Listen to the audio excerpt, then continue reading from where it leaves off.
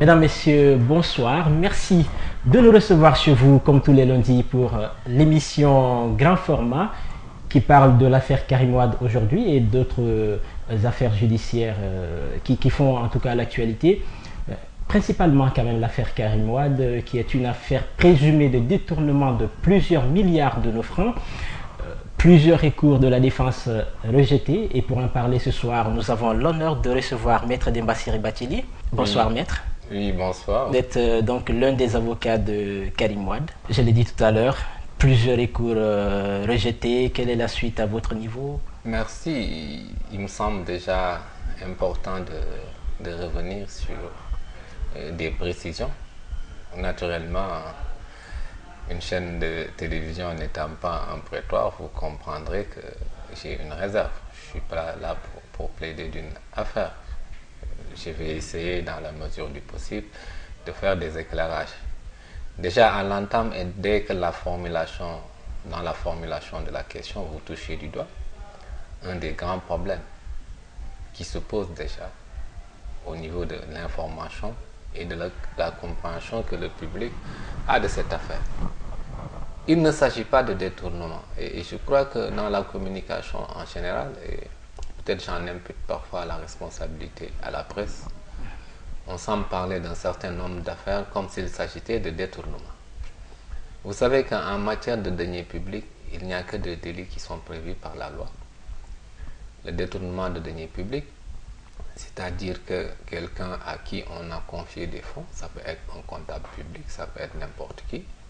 Un ministre d'État, comme le cas de Karim Wade? Non, un ministre n'a pas accès à des fonds. De façon publique. Les fonds sont gérés par des comptables publics, soit des ordonnateurs, des gens chargés d'exercer, en tout cas chargés de l'exécution des dépenses publiques. Un ministre n'accède pas à des fonds publics, ne manipule pas de fonds, ne signe pas de chèques, ne signe pas d'ordre de paiement. Donc, quelqu'un à qui on a confié des fonds publics peut les détourner. On parle de détournement de deniers publics. Comme des personnes, par des manœuvres frauduleuses, peuvent escroquer des deniers publics. Par exemple, faire un marché fictif, etc., se faire adjuger par l'État à quelque chose. À partir de ce moment, il y a des fonds précis, un montant précis qui était là, qui a changé de destination, qui a été détourné ou escroqué. Dans ce cadre, nous sommes dans des délits sur des deniers publics. On peut parler de détournement, on peut parler d'escroquerie. Quand on parle d'enrichissement illicite, c'est autre chose. Quand on parle d'enrichissement illicite, il ne s'agit pas de fonds appartenant à l'État qui auraient été pris ou détournés. En matière d'enrichissement illicite, on dit que si une personne a un train de vie ou des avoirs sans commune mesure avec ses revenus légaux et qu'elle a eu à occuper un certain nombre de fonctions liées à l'État, ça aurait pu être président de la République, ministre, député parlementaire, si après mise en demeure, cette personne n'arrive pas à justifier l'origine licite des biens qu'elle possède, à partir de ce moment, on peut parler d'enrichissement illicite. Cela a été le cas pour votre client? Non. C'est-à-dire que vous pouvez dire qu'il est poursuivi dans le cadre de l'enrichissement illicite. Oui, je veux dire qu'il a reçu une mise en demeure. Voilà. Et Donc sa c'est réponse... déjà parce que quand les Sénégalais en parlent, ils parlent comme s'il s'agissait de détournement de deniers publics. Ici, nous sommes juste dans le domaine de la clarification des infractions et des concepts. Donc, faire la différence entre les délits sur les deniers publics et les délits sur l'enrichissement illicite. Mais ça, je le dis d'un point de vue simplement pédagogique pour la compréhension des téléspectateurs, parce que généralement, dans l'esprit du public, il y a une confusion. Quand on parle d'enrichissement illicite, les gens pensent peut-être qu'on est parti puiser de l'argent au trésor public, qu'on aurait pris, ce qui n'est pas le cas. Mais là, je reste dans la dimension pédagogique. Maintenant, j'en reviens à votre question. Oui, la question c'était justement quelle est la suite. En tout cas, pas plus tard que la semaine dernière, vous avez eu un recours rejeté. On a eu un recours rejeté, mais vous savez ce qui est extraordinaire. Moi j'ai déjà un point de vue que j'ai exprimé, que j'ai même écrit, j'ai fait des publications. Je crois que tous les Sénégalais qui s'intéressent à la question ont pu le lire dans la presse ou dans mon blog personnel. Moi, je fais partie déjà de ceux qui disent que la Cour de répression de l'enrichissement illicite n'existe pas dans notre système judiciaire. je dis qu'elle a été abrogée par la loi de 1984 sur l'organisation judiciaire. Et je vais vous expliquer pourquoi. Vous savez que la Cour de répression de l'enrichissement illicite a été créée en 1981 par une loi qui l'a instituée. Et en 1984, il y a eu une loi qui a organisé notre système judiciaire. Et cette loi dit ceci. L'organisation judiciaire du Sénégal comprend, outre la Cour suprême siégeant à Dakar, les cours d'appel, les cours d'assises, les tribunaux régionaux, les tribunaux du travail et les tribunaux départementaux. Donc quand vous prenez cette loi déjà, qui est une loi ordinaire, elle dit que vous ne verrez nulle part parler de cours de répression de l'enrichissement illicite. L'article 2 de cette loi dit que ces juridictions connaissent de toutes les affaires en matière civile, commerciale, pénale et de l'ensemble du contentieux administratif. Lorsque vous parlez du délit d'enrichissement illicite, vous êtes dans la matière pénale. On vous dit que ces juridictions que je viens d'énumérer, qui ne figurent pas ou ne figurent pas la Cour de répression de l'enrichissement illicite, connaissent de toutes les affaires, donc de toutes les affaires pénales. C'est-à-dire que toutes les affaires pénales ne peuvent être plaidées que devant la Cour suprême, les cours d'assises, les cours d'appel, les tribunaux régionaux, les tribunaux départementaux. Et l'article 3 de cette loi vous dit, à l'exception des compétences d'exception de la Cour suprême, des cours d'assises, des cours d'appel, le tribunal régional est juge de droit commun en toute matière. Vous savez ce que signifie cette disposition? Cela veut dire qu'il y a des compétences d'exception qui sont réservées. Par exemple, la Cour suprême en matière pénale sera compétente pour connaître du jugement des magistrats. La Cour d'appel sera compétente pour connaître du jugement en matière pénale des avocats, des officiers de police judiciaire. Les cours d'assises connaîtront du jugement des infractions qualifiées de crimes. Les tribunaux départementaux connaîtront du jugement des délits que la loi lui attribue. Et en dehors de ces compétences d'exception, le juge de droit commun en toute matière, c'est-à-dire seul le tribunal régional peut connaître de l'ensemble des autres affaires. Et donc, la légalité je suis sur la légalité de la grille, je termine ma démonstration. Donc cela veut dire qu'il n'y a plus de juridiction d'exception au Sénégal. Il y a une compétence d'exception par rapport aux seules juridictions prévues dans la loi de 84. Et l'article 15 de la loi de 84 vous dit que toutes les dispositions contraires sont abrogées. Les dispositions contraires abrogées, c'est la loi de 81 qui a créé la Cour de répression de l'enrichissement illicite. Elle est contraire à l'article 1 qui ne l'énumère pas dans les juridictions existantes. Elle est contraire à l'article 2 qui dit que toutes les affaires, parce que c'était une juridiction qui avait une compétence d'attribution. On avait dit, bon, vous, on vous a créé pour connaître de la matière qui est l'enrichissement illicite. Une nouvelle loi est venue dire que toutes les affaires pénales sont donc, y compris l'enrichissement illicite, retournent dans l'organisation existante. Et une autre juridiction vient dire que les compétences d'exception, je les limite, comme je l'ai dit, Cour suprême, Cour d'appel, Cour d'assises, tribunal du travail, le reste c'est au tribunal régional. L'existence de la Cour de répression de l'enrichissement illicite est contraire également à cette disposition. Donc, de l'analyse, ça veut dire que cette juridiction n'existe pas légalement, elle est abrogée.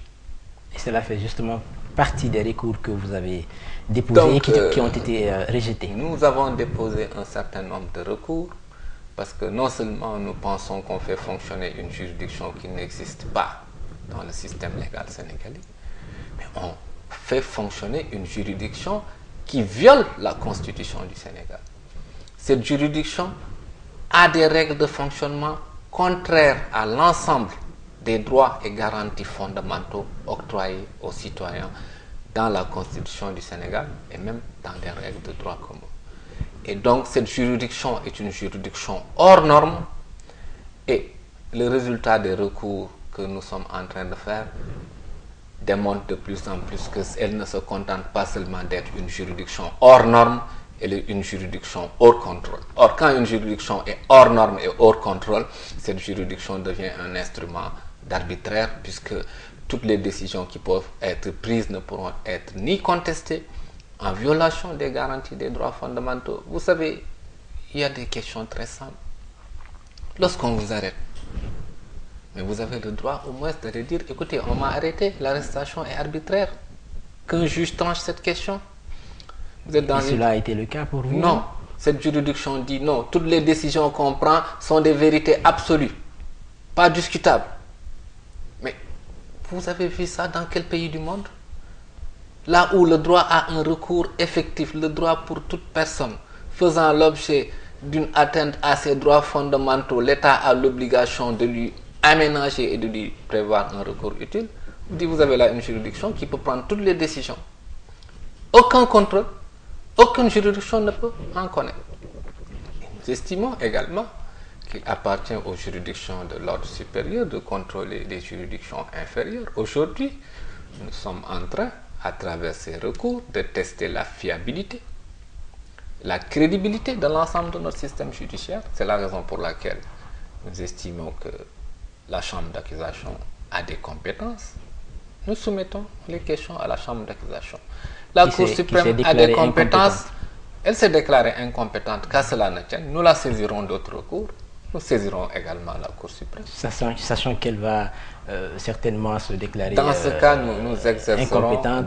Dans ce cas, nous exercerons les recours qu'il faut, et nous sommes en train de le faire, devant les juridictions idoines, internationales, qui sanctionneront certainement l'État du Sénégal pour les manquements vis-à-vis de sa propre constitution et pour les manquements vis-à-vis de ses propres citoyens. Il ne s'agit pas, encore une fois, quand on agite ces questions, de ramener ça à la personne de M. Karim Wade. Vous voyez, je ne parle même pas de M. Karim Wade.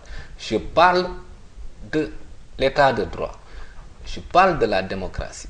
Je parle du système de droit que nous pouvons bâtir. Est-ce que nous, Sénégalais, au niveau où nous sommes en 2013, où après des luttes citoyennes assises sur des décennies, nous travaillons à asseoir un contrôle citoyen, nous travaillons à asseoir un état de droit, nous travaillons à asseoir un renforcement de la démocratie. Est-ce que nous avons le droit de nous taire par complaisance, par opportunisme politique, parce qu'on a un poste, parce qu'on a décidé de changer de discours, de voir une tâche, comme je le dis, hideuse sur notre démocratie et de nous taire et de ne pas dire non, ça c'est pas bon, on doit l'arrêter.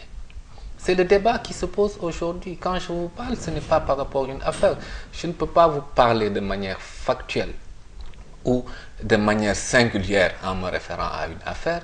Je ne peux parler que par rapport au risque d'arbitraire qui pèse aujourd'hui sur n'importe quel citoyen du fait de la mise en vigueur d'une juridiction que pour ma part, c'est mon point de vue, je le défends, je l'ai argumenté, que je qualifie d'illégal, et qui fonctionne avec des règles qui violent la Constitution du Sénégal. Aujourd'hui, c'est la CREI, la forme vous inquiète, mais ça aurait pu être la Haute Cour de justice, par exemple? Vous savez, la Haute Cour de justice, on ne peut pas la comparer à la CREI. La Haute Cour de justice est une juridiction d'essence constitutionnelle, prévue par la Constitution, notamment l'article 101, qui donne compétence à la Haute Cour de justice pour connaître des crimes et délits qualifiés de haute trahison qui seraient commis par le chef de l'État, mais également des crimes et délits commis par les membres du gouvernement dans le cadre de l'exercice de leurs fonctions. Donc cette Haute Cour de justice est d'essence constitutionnelle. Elle est seule habilitée à juger les ministres et les anciens ministres, en tout cas les délits rattachés à leurs fonctions. Si je voulais parler de l'autre affaire, je vous aurais ramené sur tout ce débat sur que le juge naturel de M. Karim Wade, c'est la Haute Cour de justice, si elle devait être poursuivie. Mais ce qui m'intéresse à ce niveau d'éclairage, c'est que les privilèges de juridiction existent dans notre système judiciaire et se justifient. Vous savez qu'un président de la République, comme on dit, c'est la clé de voûte des institutions. On ne peut pas concevoir dans un pays qu'un président de la République peut être poursuivi à tout bout de champ par un policier, par un gendarme. Ça ne veut pas dire qu'il est au-dessus de la loi. D'ailleurs, en France, ils sont arrivés à ce qu'on appelle une immunité de poursuite pendant le mandat. Donc le président de la République n'est pénalement responsable des actes accomplis dans le cadre de l'exercice de ses fonctions que pour haute trahison. Les ministres sont également passibles de la haute cour de justice. Comme les magistrats ne sont pas passibles d'une juridiction ordinaire, ils sont passibles de la Cour suprême. Vous ne pouvez pas poursuivre un magistrat de la même manière que je poursuivrai vous ou votre camarade. Il relève de la Cour suprême. Comme l'avocat relève de la juridiction de la Cour d'appel. Comme l'officier de police judiciaire relève de la juridiction de la Cour d'appel en matière pénale. Comme les militaires peuvent relever du tribunal militaire. Donc il y a des juridictions, il y a des privilèges de juridiction qui sont attachés à certaines fonctions qu'il faut protéger, pas sous forme d'immunité, mais compte tenu du rôle et de la position qu'il occupe dans la machine judiciaire. Vous n'imaginez pas qu'un magistrat qui soit assis là pour rendre dans la justice doive se lever et, par exemple, remettre sa main devant la même juridiction. C'est un peu ça le système de privilège. Ça ne veut pas dire qu'il a une immunité, ça ne veut pas dire qu'il ne peut pas être poursuivi, mais ça veut dire qu'il fait face à une juridiction spéciale. Donc les privilèges de juridiction doivent être respectés. Alors vous dénoncez la forme de la poursuite et vu tous les recours qui ont été rejetés, on a l'impression qu'on va vers un procès. Au cas où il y a un procès, est-ce que vous irez défendre votre avocat, votre client, pardon? Écoutez, là également, je rappelle une position qui est extrêmement claire. Je crois que Karim Wade a clairement exprimé qu'il ne reconnaissait plus cette juridiction, qu'il ne comparaîtra plus cette juridiction. C'est exprimé noir sur blanc de manière claire, au-delà des arguments que j'ai pu vous dire à un moment donné. Donc, ce n'est plus un débat pour nous. Cette question, elle est derrière nous, elle est clôturée, nous sommes sur autre chose. Ce n'est plus une préoccupation pour nous. Donc vous n'allez pas, il ne va pas comparaître. Et s'il est appelé pour s'expliquer en fait sur d'autres dossiers liés à l'affaire, il va plus répondre. Je crois que j'ai parlé en français. Vous n'êtes pas en train de défier la justice là? Non, écoutez encore une fois, moi, au-delà du fait que je vous parle, je suis auxiliaire de justice. Je suis citoyen. Je n'ai pas la position de lancer des défis à la justice. Comme je ne pouvais pas recommander à tout un chacun de lancer des défis à la justice. Chaque citoyen a ses droits. Mais vous n'êtes pas obligé de répondre quand on vous convoque au tribunal. Il n'y a aucun texte qui dit que vous êtes obligé de comparaître. Quand on vous convoque, vous avez le droit de refuser. Vous ne le saviez pas. Pourquoi vous voulez régler les choses en termes de défis? Le citoyen a des droits, il exerce ses droits. Autant il veut, autant qu'il le pense. Si vous estimez que vous devez répondre, vous y allez. Si vous estimez que vous ne devez pas répondre, vous restez chez vous. On ne peut pas vous obliger. C'est comme quand on vous convoque aujourd'hui à la police et qu'on vous interroge. Vous avez le droit de refuser de répondre aux questions des policiers. Ce n'est pas un défi. On peut donc comprendre. Ce sont des droits qui sont englobés dans ce qu'on appelle la présomption d'innocence. Vous avez le droit de garder le silence. On ne peut pas vous obliger à parler ou à dire des choses. C'est des droits qui sont dans la Constitution du Sénégal. C'est des droits que vous retrouverez dans l'article 14 du Pacte international sur les droits civiques, qui est une disposition constitutionnelle pour être une référence auquel, disons, fait allusion la Constitution et qui est intégrée comme un texte constitutionnel. Comment pouvez-vous dire quand un citoyen dit « j'exerce les droits constitutionnels qui sont prévus dans la Constitution de mon pays », vous voulez dire que c'est un défi. Donc, quand vous réclamez le droit, c'est un défi. Et quand vous êtes dans l'arbitraire, ce n'est plus un défi. Vous pensez vraiment qu'il est dans l'arbitraire? Non. Pourquoi il serait dans l'arbitraire? Je ne fais pas, encore une fois, de jugement de valeur. Vous m'avez posé une question, je vous ai donné une réponse. Vous avez parlé de défi, j'ai dit Alors non. une autre question, est-ce qu'on est dans l'arbitraire? Enfin, dans le cas Karim Wade. Vous savez, encore une fois, en a déjà longuement et largement communiqué dans le cadre de cette affaire. Quand un citoyen dit « je ne réponds plus » devant telle juridiction, je crois que son point de vue est très clair. Très clair. Ses droits ne sont pas préservés. Très clair, comme vous le dites. Alors, dans le cadre de cette traque, ou bien supposé mal acquis, il y a le chef de l'État qui a quand même fait une certaine ouverture. Je veux parler de la médiation pénale. Déjà, vous, en tant que juriste et qui défend quelqu'un qui est poursuivi dans ce cadre-là, quel est votre point de vue là-dessus? Écoutez, moi j'aime bien quand le président de la République parle, qu'on puisse saisir dans l'esprit ce qu'il veut dire et qu'on en ait la meilleure compréhension. Le chef de l'État, il n'est pas juriste. Il n'est pas spécialiste du droit. Il ne parle pas en spécialiste. Quand il s'exprime, il faut comprendre qu'il exprime ce qui serait sa volonté politique. Et dans ce cas précis, sa volonté politique, c'est de dire « je suis intransigeant sur le recouvrement des biens et je suis favorable à des solutions qui permettent d'y arriver ». Et il a fait référence à la notion de médiation pénale. Vous pensez que si vous mettez le chef de l'État devant lui et vous lui dites c'est quoi la médiation pénale, vous pensez qu'a priori, il peut savoir ce que c'est? Donc dans l'esprit... Il a peut-être une idée assez vague là-dessus. Peut-être une idée assez vague. Il se dit peut-être qu'il y a deux solutions alternatives. Maintenant, dans le discours, je crois que ce qui est constant, c'est qu'il y a deux matières où il ne peut pas y avoir de médiation pénale. De manière claire. En matière de détournement de deniers publics, ce n'est pas possible de faire de la médiation pénale. Quand des fonds publics sont détournés ou escroqués, la personne a l'obligation de les rembourser intégralement à l'État. Ça ne peut pas faire l'objet d'une discussion.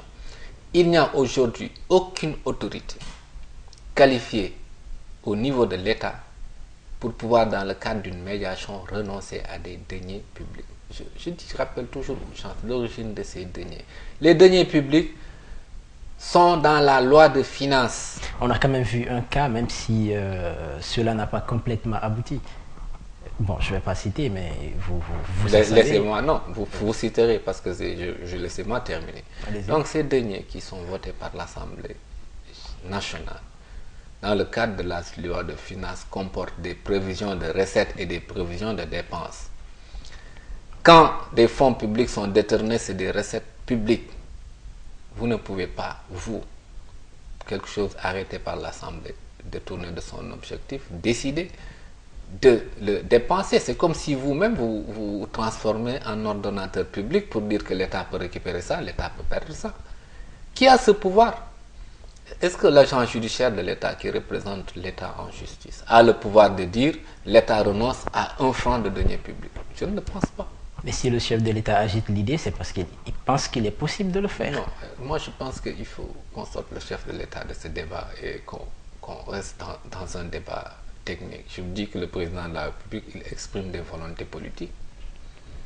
C'est à ses collaborateurs, c'est à ceux qu'il a chargé de mettre en œuvre un certain nombre de missions, de le décliner dans la mesure Il a quand même des conseillers juridiques. Je ne vais pas encore entrer dans ce cadre, je dis, je ne vais pas discuter tous les propos du chef de l'État. Moi, ici, c'est le technicien qui vous parle. Donc, si vous voulez, dans cette matière, cela ne me paraît pas possible. Parler maintenant de médiation pénale en matière d'enrichissement illicite, ce n'est même pas possible. Parce que l'enrichissement illicite suppose qu'il y ait une partie civile, c'est-à-dire la personne qui dit qu'elle a subi un préjudice, et une partie poursuivie qui serait responsable du préjudice avec un procureur qui serait au milieu pour faire la médiation. En matière d'enrichissement illicite, si vous êtes dans le domaine technique, nous sommes dans le cadre de ce qu'on appelle les infractions à caractère social qui ne peuvent être poursuivies que par le procureur de la République qui exerce l'action au nom de la société, qui est chargé de rétablir le trouble apporté à l'ordre public et qui, à la clé de tels délits, sont sanctionnés par des peines d'amende, des peines d'emprisonnement et des peines de confiscation. C'est comme si vous me dites, si vous le comparez avec la médiation pénale, que lorsque l'État arrête un trafiquant de drogue, il peut appeler le trafiquant et lui dire, bon, la valeur de la drogue c'est tant, vous me donnez la valeur de la drogue, je vous laisse partir. Non. Il n'y a pas de constitution de partie civile possible dans ces délits. Et encore une fois, cette question a été réglée en 1983 dans le cadre des décisions rendues par la Cour de répression de l'enrichissement illicite où on a dit à l'État, vous ne pouvez pas être partie civile. Donc, qui va faire la médiation à partir du moment où il n'est pas possible d'avoir une partie civile? En clair, vous êtes contre l'idée, et ce qui voudrait dire aussi que Karim Wade ne serait pas prêt à passer par là. Bon, je pense que vous n'avez pas encore compris. Si, j'ai compris. Si vous avez bien compris. J'ai compris que si vous avez bien compris, ça n'existe pas. Monsieur Karim Wade est quelqu'un d'innocent, qui n'a rien à voir avec tout cela. Vous le dites en tant qu'avocat de Monsieur Karim Wade. Monsieur Karim Wade n'a absolument rien à voir. Ces questions ne l'intéressent pas, ni de près ni de loin. Sous quelque rapport que ce soit. Quand le technicien qui est là ici, qui vous parle, il ne parle pas de M. Karim Wade. Je suis désolé. M. Karim Wade, cela ne l'intéresse pas. Il ne discute même pas de telles questions. Et vous ne le verrez jamais dans quelque chose qui soit proche de ça. Il faut que ça soit clair. Ce débat est un débat public qui intéresse peut-être les gens qui auraient pris de l'argent appartenant à l'État ou qui se seraient enrichis illicitement.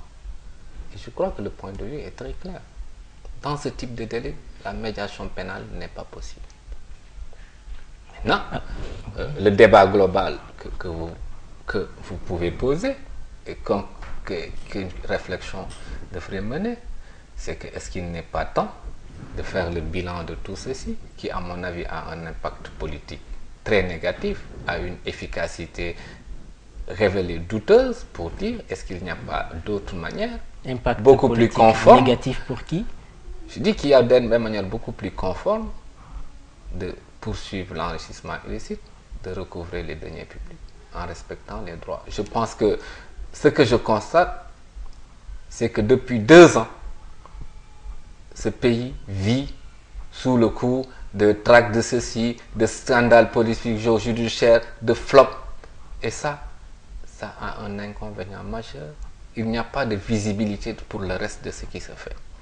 Aujourd'hui, même si le régime actuel a pu réaliser ou faire un certain nombre de choses dans des domaines, il n'y a aucune visibilité. La seule chose visible, la seule chose dont on parle, c'est on a arrêté un tel, on a mis un tel en prison, etc.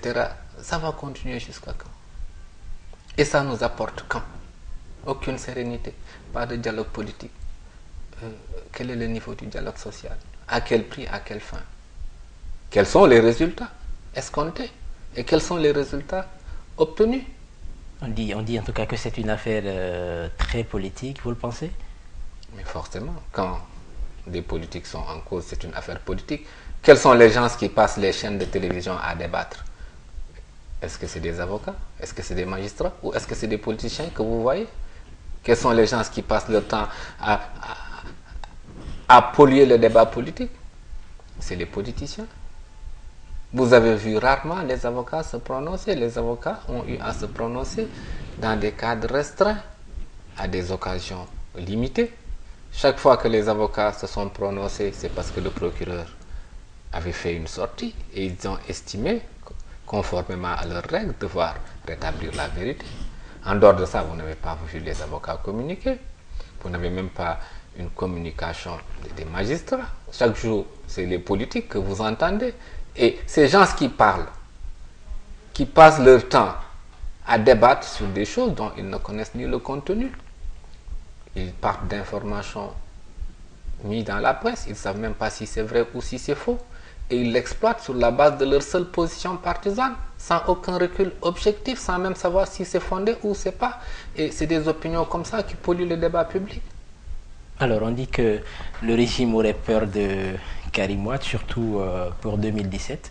Vous le rencontrez, vous êtes son avocat, est-ce qu'il a des ambitions politiques? Franchement, moi je suis avocat. Je ne m'intéresse pas aux questions politiques, que ce soit pris sous l'angle d'une opposition entre le régime et qui que ce soit. Je ne suis pas politicien. Je suis ni pour quelqu'un politiquement, ni contre qui que ce soit politiquement. Moi, mes activités sont limitées à deux choses. Mes activités professionnelles en tant qu'avocat, mes activités de militant de droits de l'homme. Comme je dis, mon parti politique, c'est le Sénégal. Franchement, les oppositions, les rivalités politiques ne m'intéressent pas.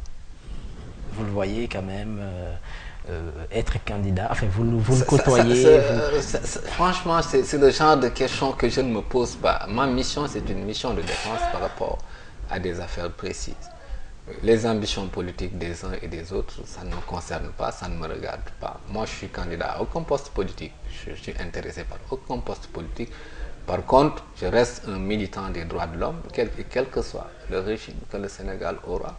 Comme je dis, je me battrai toujours pour les droits humains dans ce pays, pour encourager ce qui se fait de bien et pour combattre tout ce que je considère comme non conforme. C'est la mission que je me suis assignée.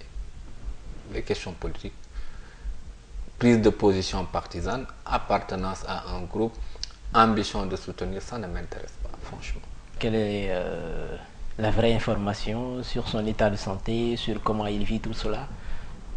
C'est un homme qui se porte très bien, c'est un homme très solide, c'est un homme qui est très croyant et c'est un homme qui est très conscient de tout ce qui se passe, conscient de ses droits, conscient de sa position, conscient de sa situation, et c'est un homme qui fait face et qui fera face.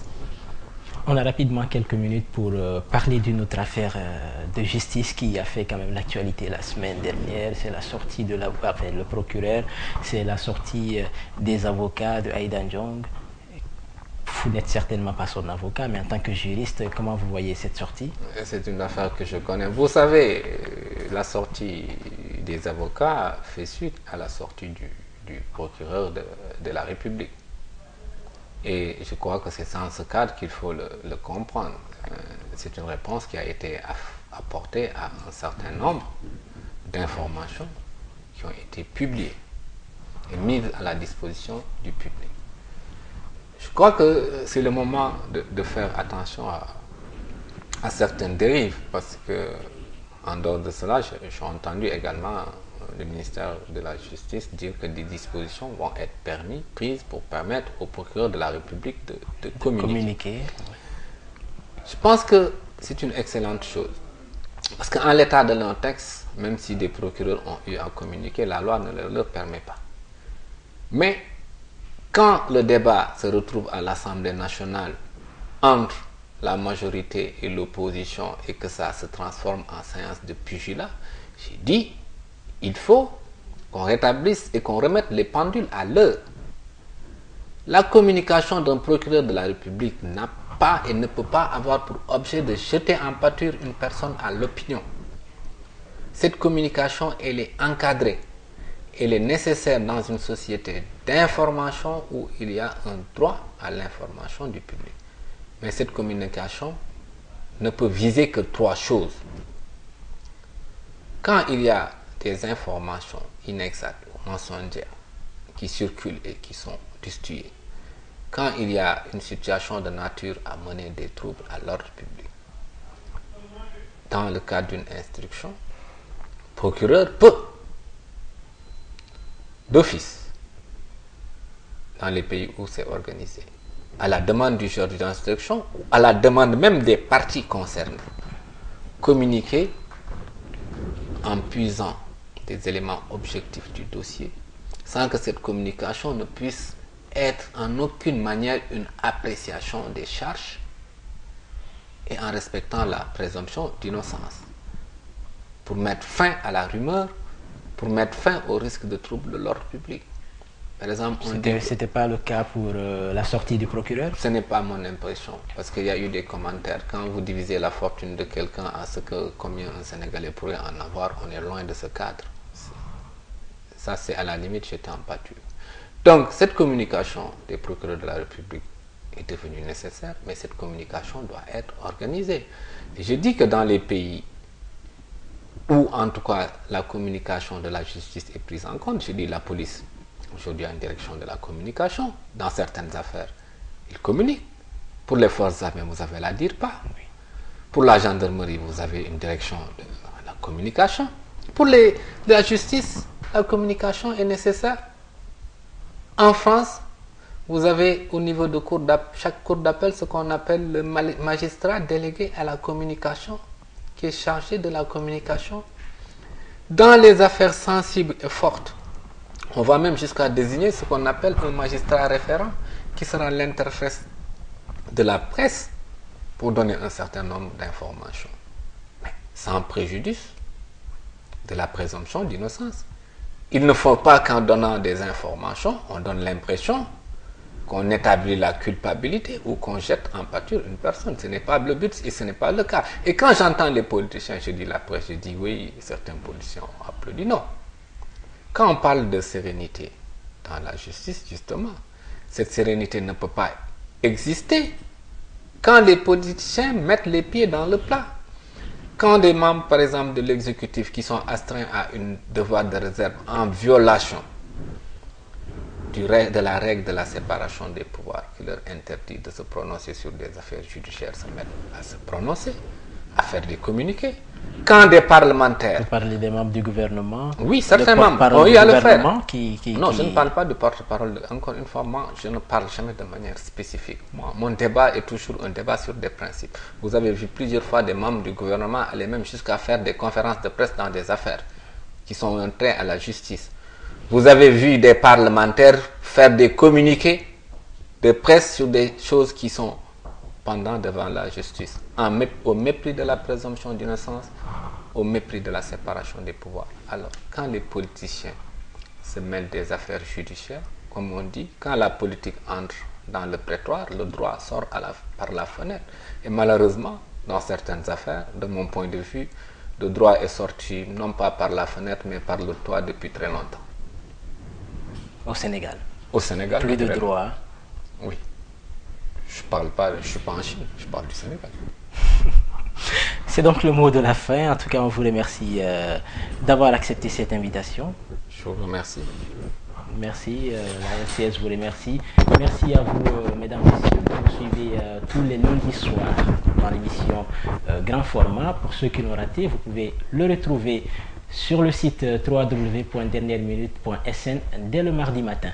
Merci à vous et surtout, ratez pas le prochain rendez-vous à lundi.